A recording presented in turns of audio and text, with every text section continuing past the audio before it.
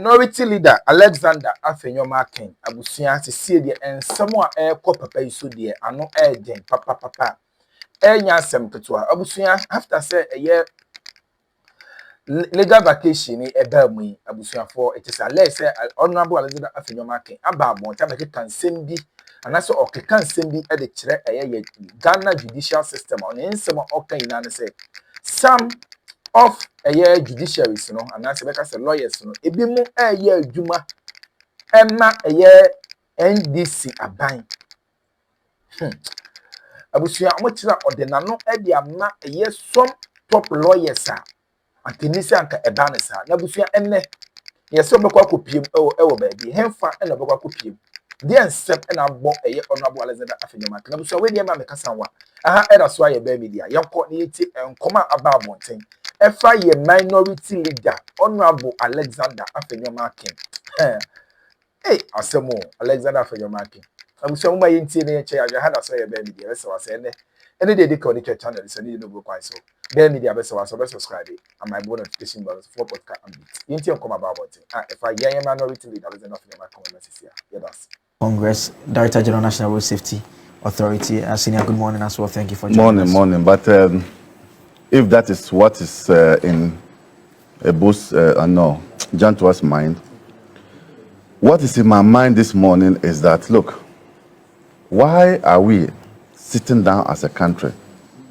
and allowing one person to run down the judiciary? Why? And I'm talking about AfenyoMarkins. I think that it is unacceptable for just one person to go on rampage, not sugarcoating his language and just run down an entire institution. Mention the Chief Justice's name, mentioning judges' name, and attacking them. I have been invited 3 times to the General Legal Counsel Disciplinary Committee. What for? Not because I took a client's money and didn't go to court, or not because I defrauded a client. I have been invited to the General Legal Counsel 3 times just because I defend my party NDC. And I need me boy. AfenyoMarkins has a penchant ever since Tokono was taken out. Due process was followed. AfenyoMarkins is behaving like his entire life going forward depends on Tokono becoming a Chief Justice. What is it?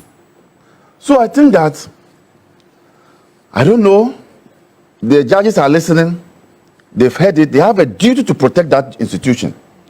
Chief Justice Bafu Body, you have a responsibility, and I'm talking to you now, to defend that institution. And if you don't do that and you leave in December, when your time comes, it will be one of the things that people will use against you. I think that you should take steps to let AfenyoMarkins come and prove the allegations he has peddled against the judiciary. To the extent that he mentions the CJ directly, that makes it a bit tricky, and you may think that perhaps that's why the CJ may not want to directly be involved. We have what I think, I'm sure when you were passing out from the law school, you have come through the doctrine of necessity. The doctrine of necessity is that he is the head of the institution. Nobody else can act. You cannot then go and bring there's an option of anyone filing a complaint as well with the general. No, but they have also heard. Don't they have their ears on the ground? Okay. So I think that it is important that AfenyoMarkins either stops. It's not proper. He's in an institution of an institution such as a parliament. If somebody runs down that institution, will he be happy? So I think that the General Legal Counsel, and for that matter, the judiciary, should rein in AfenyoMarkins and let him come and prove the allegations against him. Okay. Well, in this country, when the journalist said that judges met Akufo-Addo in Eburi, that house there, government house, what's the name of that house? Pediasi Lodge. That journalist was put in the cooler for how many days? for 2 weeks or 3 weeks, I don't know, 1 month. His name is his name something at a radio. What's the name of that station? So I think that the whole exercise of protecting the judiciary lies within the judiciary itself, and they must be interested in ensuring that their integrity is protected. And it's the last place of call for anybody to go for justice.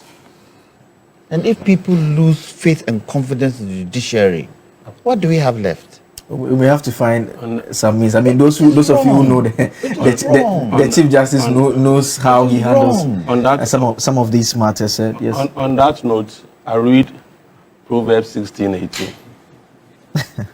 Pride goes before distraction, and a haughty spirit before a fall. This is my message to AfenyoMarkins this morning. Okay, let's get into the energy matters, and by consensus, the decision is to start with Kwame Janto, and let me come to him directly, Senior. We've heard from Great Co. We've also heard from the Energy Ministry. Is it fair to ask that are Ghanaians being given the facts as we ought to have it? And I mean, myself and yourself, we had a bit of a conversation and I was making a point that the initial statement from Great Co. the first time it basically said a tripping. It didn't point to any line anywhere or anything. The second one, a bit more detail, but now subsequently the minister is telling us that, well, the fire incidents which happened, if you go back and listen to the clip of the minister when the fire incidents happened and when they finished whatever changes they were making, he said power had been fully installed. They never told us about any temporary situation which is such that it is open to these tripping. All of a sudden, we've had the tripping twice, and we are now being told that it is the fire that occurred the other time. In terms of the public, with our limited knowledge and information that we have, that places a certain sense of doubt. You are in a position of knowledge and understanding. Are we getting the truth about what is happening now? Power is fully installed. That does not mean there would not be tripping on the line. Even on normal times when everything is working, you get tripping on the lines.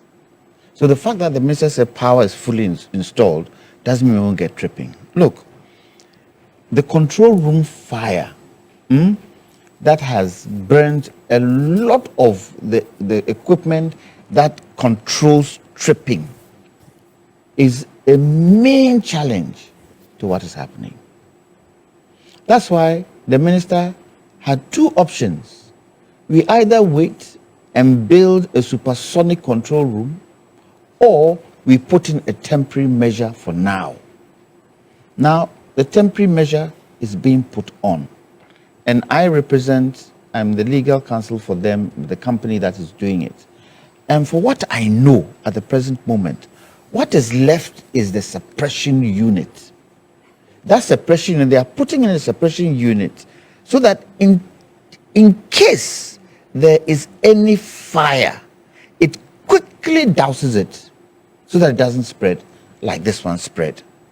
And remember, in that area, in that enclave, you have factories right through that area, cement factories, all kinds of factories that take quite a lot of electricity. Definitely, because the control room is not 100% fit, you get tripping. And let me tell Ghanaians, this can happen again. Not until we finish the entire control room. And right now, what is really left there is the suppression unit that would douse any fire. If that suppression unit is not in, we can get a similar thing that happened. I was part and parcel of the team that investigated the Gridco fire. And it started from ends within the control unit. It started from two ends within the control unit, within the equipment in there.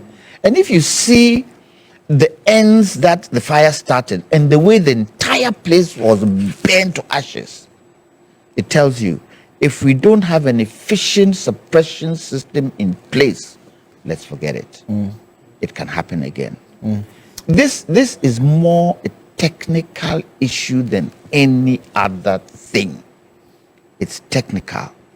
And if the minister says full, what do you call it, has been restored, it doesn't mean at this current moment where we stand in putting the temporary control unit in, doesn't mean there won't be any tripping. But I believe Gridco would monitor their lines efficiently to be able to stop any tripping if it happens, because it's the second time it's happened. But let's pray and let's hope that in monitoring those lines between now and the end of September, the unit that needs to come in, the suppression that needs to come in to help the place not catch, even if it catches fire, it will douse it, will be put in place. Because that was the time scale that was given to the company to put in the temporary measure. Yeah, I mean, still on the minister's point, I mean, in terms of communication, when you tell us that you've installed, and I stay on that because you say you have installed, and you are telling us that does not mean that it will not be a tripping. That's fair. But in a situation where we've had 2 trippings now, and you now tell us that what you installed, you had 2 options of doing it either permanently, in which case we may have lost Akosombo perhaps for about 6 months. And this is information that you are giving us now that the second tripping has taken place. And that's why I make reference to the initial point when the resolution was done. We at no point were we told that this is a temporary fix and that there is a challenge that we need to deal with permanently. So let me tell you, when the committee looked at the options, we were the ones who suggested that we need to put in a temporary measure now. Otherwise, Akosombo is gone. Okay. We can't use Akosombo. And when the minister came and the president came, they indicated that we need to build a modern control room. And we said to them that, yes, that is key. However, we still need to run Akosombo. Otherwise, we'll have a deficiency of power in certain parts of the country. So we had no option but to put it in. And let's face it, the time duration given, the company has been able to stick to that time duration. The suppression units that we are talking about, we are having to import it. We were going to ship it. Right now, we'd have to air freight it because of this particular situation. So okay. I can tell from what the discussions that have gone on that by September, all the units in the temporary control center we are putting in would be in place.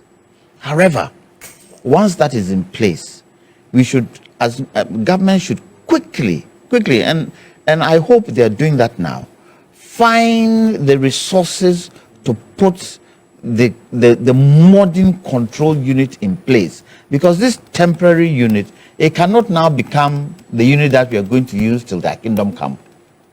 It's going to be there for a certain duration of time whilst we build the new system. But I can tell and I can say that once we put this temporary thing in place, the kind of tripping that we have, I mean, once we put this temporary one in place now, it will control any tripping that is happening within the line.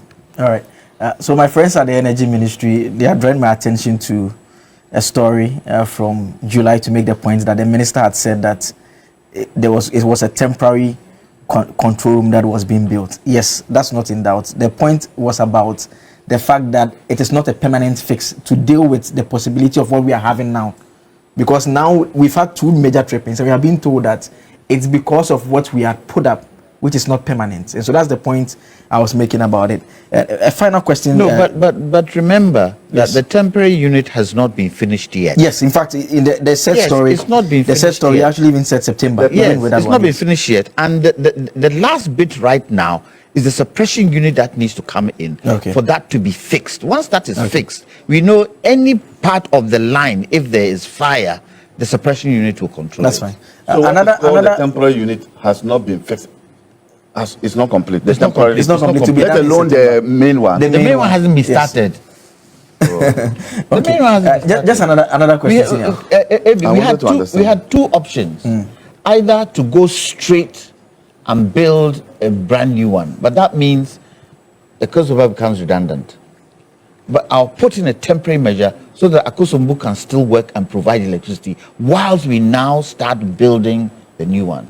And we on the committee said it would be best for Akosombo to still run because it will generate electricity, then put it put it put it on the side and build the new one. We'll be out of electricity for nearly 6 months to a year from Akosombo. So it is just an alternative to make sure that at least Akosombo is still generating. So this alternative is still under construction. Yes. Hey. Yes, we would finish by end of September. Okay. But there's another question scale they gave us. There's another question I want to ask in here. Is our generation, is it not too centralized? Basically, we have our generation units, either be it power plants or thermal, concentrated within the same areas, such that when there is a major incident on the source, it just affects multiple homes across different parts of the country. Is that a fair point? Well, when you say it controls multiple homes, every home is generated from a certain power base. Yes. So that is how the connection is. And what you want is scattered. If it's scattered, then that is even going to be worse. If anything happens, you have to be running through the country to make sure that you control where the scattering is. But if it's in one location, it's easier. You can monitor and you can know exactly where it happened. How many weeks has it taken for them to restore power? 2 days maximum. It's because it's centralized. So there's nothing wrong in our power structures being in central positions, especially with the kind of industries that we have, especially in the Tema area and even in the Western region area. Okay. Do I still have Engineer Ohene Akoto on the Zoom still? Hello, Doc. Can you hear me? Yes, I can hear you. Yes, I mean, Doc, I listened to a bit of the interaction that you had with Beatrice. Maybe I'll start off with the last question I asked Senior in the studio here on the question of whether we should decentralize our generation or the centralized system that we're operating currently is okay for us. And the point I was making was about the fact that when there's an incident, it knocks off across several regions, basically. What's your own understanding of that? Yeah, so when it comes to the power sector for Ghana, most of our generation plants are in the southern sector. That has a tremendous issue on us when it comes to the middle belt and then the northern belt. You see, we have to transmit to the middle belt, that is the Ashanti region, and then the northern. This is the reason why for some time now we've seen a lot of issues in Ashanti region where they're having low voltages and other stuff. We decided to take a power plant there. Now, the minister mentioned early this year that there was another power plant that was also taken also to the middle belt to help with, some of the issues happening within Ashanti region. So for sure, the system has to be decentralized. I think it is being worked on. That is why I think Senate is now moving to the middle belt to help with some of the loads over there. So the centralized, we having most of our power plant in the southern sector. It's not helping. You are going to have a lot of under voltages and low voltages in the middle belts and the northern belt because you have to transmit it over a long distance. So for sure, we have to. I think the plans to decentralize it is already in motion. As we lifted one power plant to Ashanti. Yeah. So that is something that we have to do. Yes, I think plans are underway to do that. Just that we need to expedite it more so that at least those in the middle belt do not have some of these issues. And if we have a lot of industries in the northern belt too, there's a time where we have to lift some of our generation plants to the northern as well, so that at least we have a more decentralized system. Okay. How about the question of redundancy and the possibility of alternate lines as well? Yeah, so you see, when it comes to the redundancy, we spoke about it strongly. In 2026, there should never be a case where if Gridco is running a line or changing a line or changing a cable or ECG is changing a cable, then we have to put the entire supply out of, it has to affect the energy security. That is a no-no. It should never happen. The last option that we have in power systems is load shedding. That is the last one. So we advocated strongly that Gridco and ECG should introduce a lot of redundancy systems in the system, so that at least if you are making any innovation, you don't have to impede power supply to the customer. And the narrative here is that, you see, the load of Ghana is going to continue increasing. We are going to continue to do changes within the system. So if we don't take the pain now to introduce redundancy, it means in the future, anytime we are going to change transformers, anytime we are going to run a line, we are going to go into power outages. And that is a no-no. We said that by close of this year, if we don't work on some of our power issues, Ghana is going to lose about $2 billion as a result of power outage. You see, in power system, we have two things. There's adequacy and reliability. When it comes to adequacy, I mean, our generation now is meeting the supply, the demand and supply. We're also adding about 1,200 megawatts to it. I mean, it's going to increase, the supply, that will be above the demand. So we will not have an issue of demand and supply. The issue will be reliability. And one of the issues, one of the way of, preventing some of these pocket issues when it comes to modifying the system has to be with the redundancy. And then let me touch on the fire outbreak. You see, Dr. Leajantua mentioned about the fire suppression system. I keep saying that the Akosombo issue that happened should have never happened. It should never in 2026 never happened. Okay, the report from the committee mentioned that some of the transformers were tripping. They were not really coordinated well. And I kept saying that, you see, if we had a very good maintenance system, a very good maintenance system means that you have what we call IR scanning of your cables in the control center. So lawyer Amaliba ena yetini nkase odesa ensem no tudwa ede amaya Kwame na Alexander AfenyoMarkins emu ayeden ede amane bedamase samoje penekoko tisa ensem were maya ha gossip politics TV so